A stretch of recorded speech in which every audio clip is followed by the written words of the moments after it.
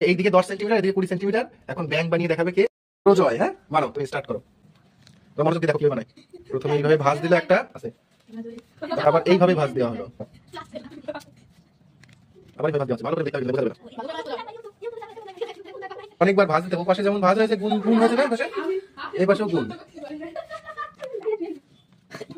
অনেকেই জানে ব্যাংক কি করে বানাতে হয়, আমিও জানতাম, এক সময় ভুলে গেছি। যেখানে মিলেছে ওইখানে ভাঁজটা হবে সোজা করে, ভালো করে ফলো করতে হবে।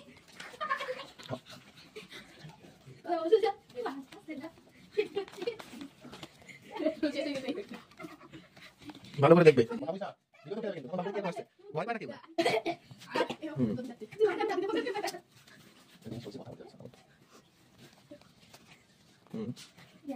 অনেক কিছু মনে রাখতে হবে এটা বানাতে গেলে।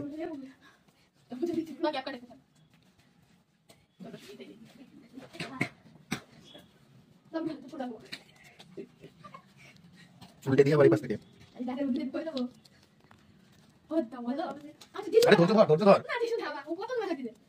ধৈর্য না থাকলে কিচ্ছু শিখতে পারবি না। কথা বলিস না, প্রায় শেষের দিকে। এই যে আবার ভাঁজ, আবার ভাঁজ। এটা কিন্তু সবাই পারবে না, অনেক কঠিন আছে। অনেকবার চেষ্টা করে করে তারপরে দেখো আবার কোথায়। প্রায় ব্যাংক শেষের দিকে। এবং আর একটা ভাঁজ হবে,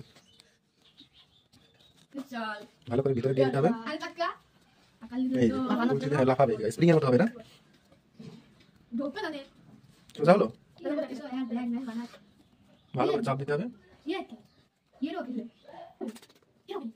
অনেক ট্যালেন্টেড, সৃজনশীল কাজ করেছে। একটা যে ব্যাঙের চোখও দরকার। এই যে ব্যাঙ সম্পূর্ণ।